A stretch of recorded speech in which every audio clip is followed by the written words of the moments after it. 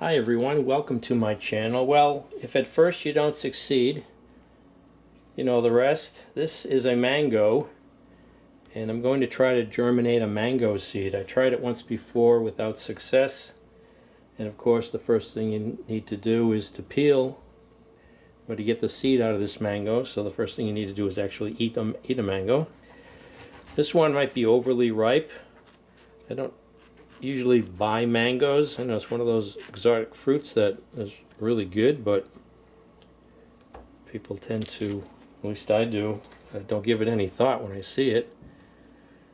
At least it's not there on the priority as far as like maybe an apple.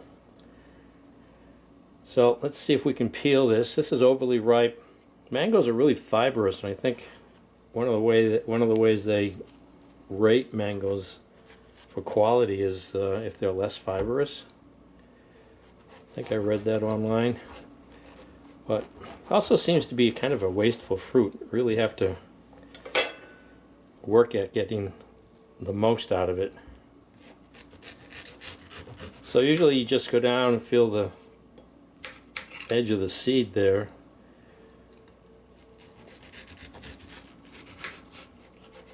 So it looks like probably still good.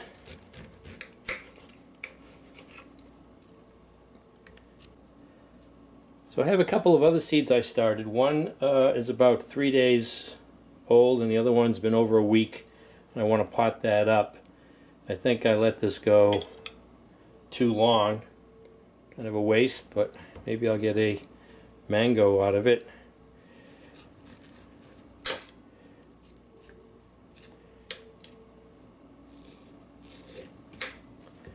Must be good for you if it's so high in fiber. So this seed is really slippery, and I think the first time I tried it too, I tried a knife, and this last couple of times I used the end of a spoon, the handle end of a spoon, and it's really slippery, and I've seen other people using knives. Kind of wonder how many emergency room visits can be attributed to trying to germinate a mango seed, because your tendency is that, you know, you're bringing the knife in toward your midsection. So somewhere in here is supposed to be the best spot for getting in there. A lot of people, they really try to clean the seed up. I would imagine that this just rots in nature and somehow is able to, as I guess maybe the outside covering here rots away or becomes more pliable so that the seed can actually germinate and break through.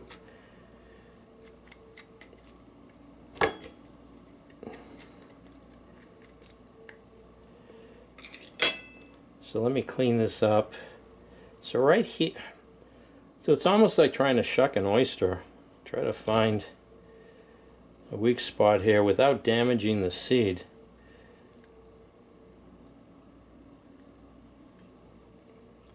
Seems to be a natural weak spot right there.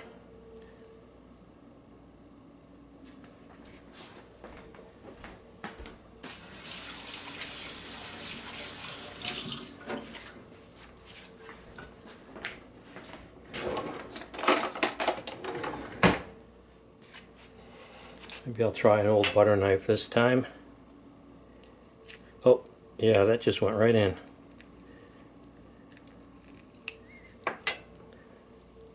Still slippery.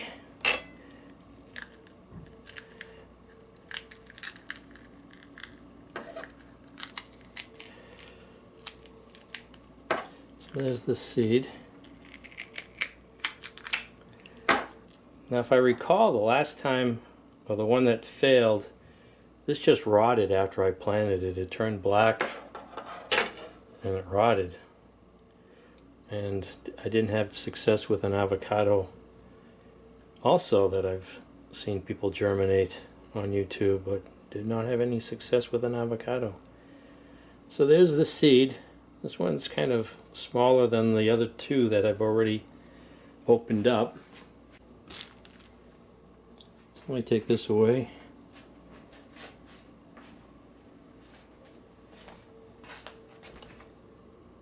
So here's the seed, and you can see a little nub there. That's the beginning of the root. And then this splits open and the shoot comes out.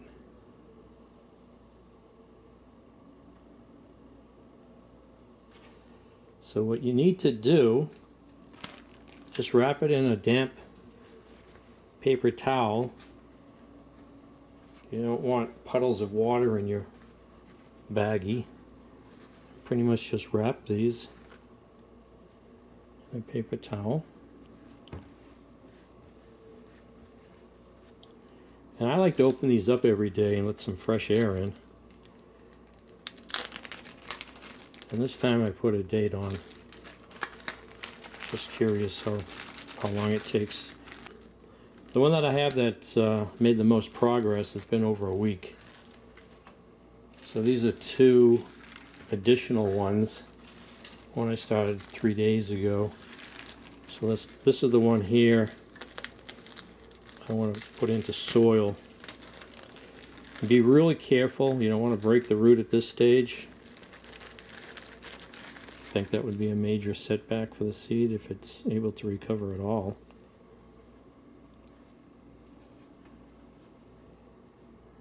So you can see the root on that. Now I've seen in someone's video they were saying put it in the soil like this. And it seemed to make sense, and I said, well, what are the odds if one of these naturally fell to the ground and rotted that it would be in the ground like that? So most of the videos they show you just putting it in the soil flat. And I'm sure that this will find its way to the light. So that's a pretty nice root there. It's turning green here.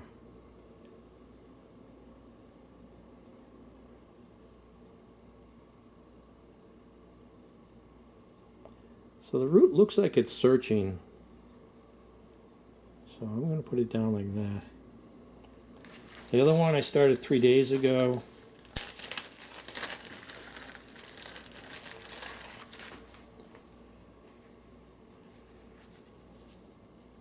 You can see the root.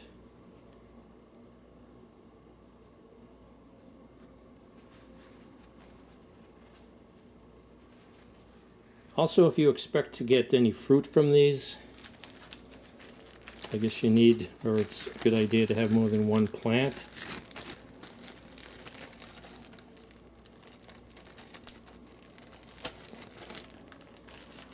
So let's get this seed into some soil.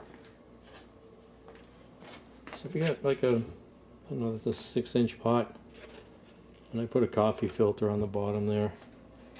Sometimes I don't like having these saucers that attach because in a cold environment like in New England, you get less evaporation and you end up with just this puddle of water that sits there, and I think that's one of the reasons you get some root rot. So let me get some soil in here. I had some potting soil, I added some perlite, and pre-moistened it. Let's fill this up.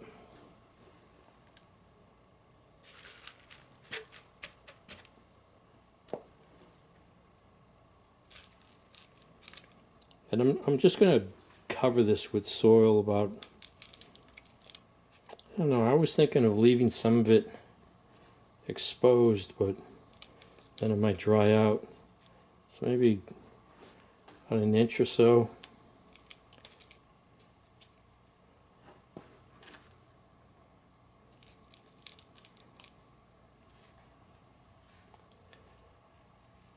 So again, be careful of that root. I think I might put a little divot here for the root to sit in.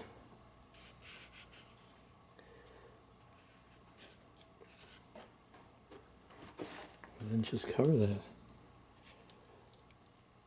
I'm going to put this on a heat mat. I think that might help. And I'm wondering whether I should just take some plastic wrap and cover this also with a rubber band.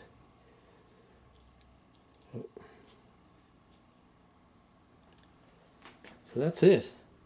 So we'll see how long that takes to break through the soil, if at all.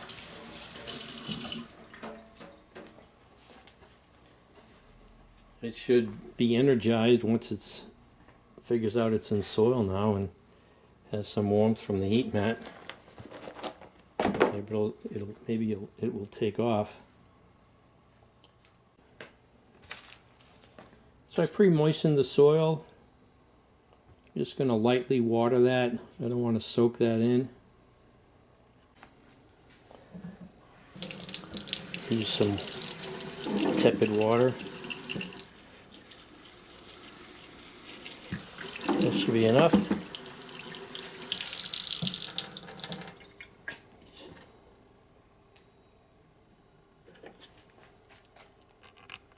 And I'm going to put it on a portion of the heat mat that I have underneath my air layer, my Trevita orange air layer.